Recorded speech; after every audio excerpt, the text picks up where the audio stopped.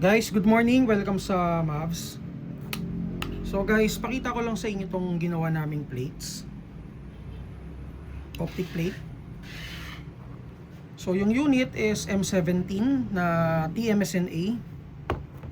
And itong isa is Canik TP9.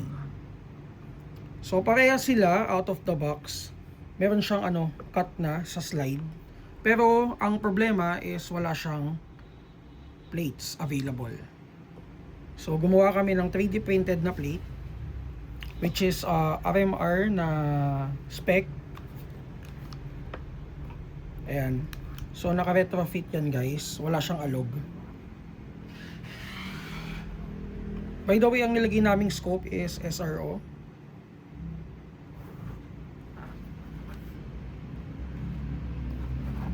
So ito, TMSNA.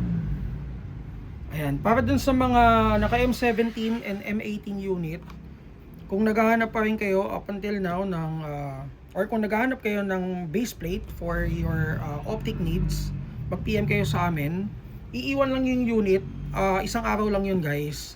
So kinabukasan pwede nyo nang i-claim for yun, finished product na.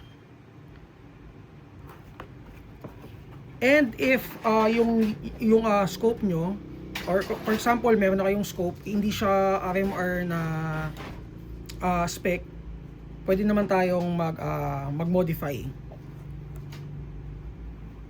para mag-fit dun sa existing na meron kayong scope. So pakita ko sa inyo guys na siya, na durable, hindi siya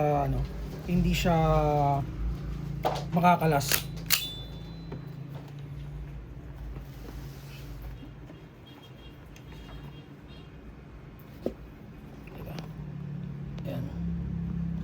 I-ayos lang natin. Hindi ko na siya i-chrono. So usual chrono naman is around 300 to 330 for M17.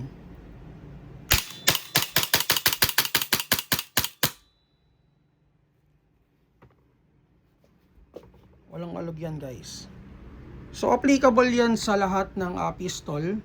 If ever na may pistol kayo na wala pang base plate, ito, PM kayo sa amin guys, iwan nyo lang yung unit for 1 day. Ayan. So pwede nyo siyang balikan agad kinabukasan. Ang price pala is 550 for 3D printed na plate. By the way, shoutout kay Boss A sa kanya tong unit na to. Ayan, again, SNA, VFC SNA na na unit. Kung nasabi ko man TM kasi SNA.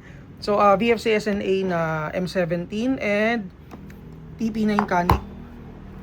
So if interested kayo guys, mag-PM kayo sa page namin, Mavs Sabi PH.